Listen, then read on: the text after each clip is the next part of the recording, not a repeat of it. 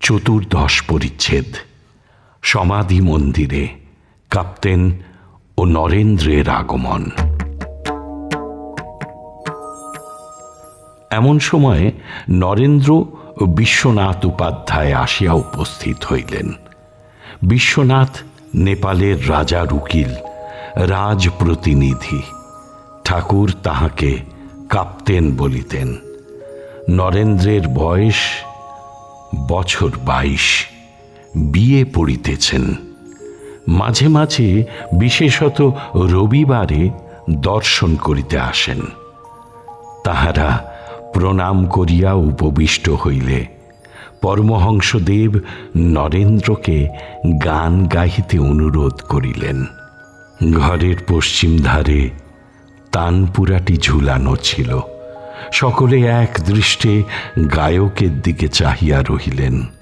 মায়া ও তবলার সুর বাঁধা হইতে লাগিল। কখন গান হয়।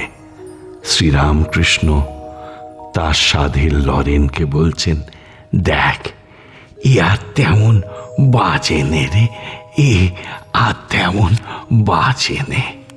কাপ্তেন বলছেন, পূর্ণ হয়ে বসে আছে, তাই শব্দ নাই, পূর্ণ কুম্ভ। এবার কাপ্তেনকে ঠাকুর বলছেন, কিন্তু নারদাদি। কাপ্তেন বলছেন, তারা পরের দুঃখে কথা কয়েছিলেন। হ্যাঁ গো হ্যাঁ, নারদ, শুকদেব এরা সমাধির পর নেমে এসেছিলেন। দয়ার জন্য, পরের হিতের জন্য তারা কথা কয়েছিলেন। নরেন্দ্র গান আরম্ভ করিলেন। গাইলেন, সত্যম শিব সুন্দর রূপ ভাতি হৃদি মন্দিরে। সত্যম শিব সুন্দর রূপ ভাতি হৃদি মন্দিরে।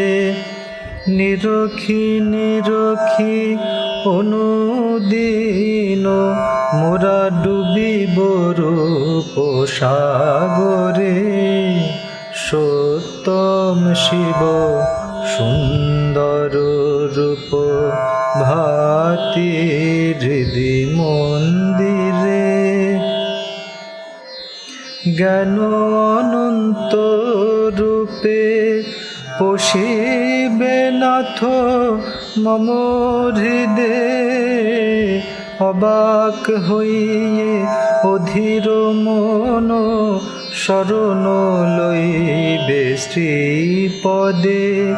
শান্তম শিব অদ্বিতীয় রাজ রাজ চরণে। বিকাইব ওহে প্রাণ শাখা সফল করিব জীবনে। সত্যম শিব সুন্দর রূপ ভাতি হৃদি মন্দিরে। আনন্দ অমৃত রূপে এই কথা বলিতে না বলিতে ঠাকুর শ্রীরামকৃষ্ণ গভীর সমাধিতে নিমগ্ন হইলেন। আসীন হইয়া কর জোড়ে বসিয়া আছেন। পূর্বাস্য দেহ উন্নত আনন্দময়ীর রূপসাগরে নিমগ্ন হইয়াছেন। লোকবাহ্য একেবারে নাই। শ্বাস বহিছে কি না বহিছে, স্পন্দহীন, নিমেষ শূন্য।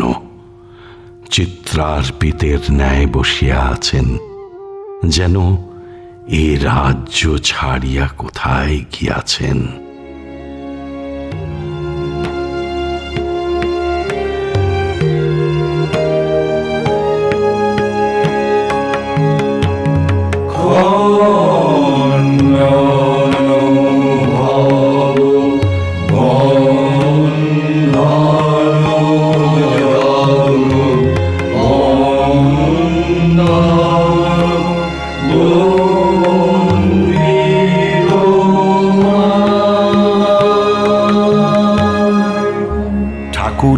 চরণে আপনাদের সবার মঙ্গল কামনা করি।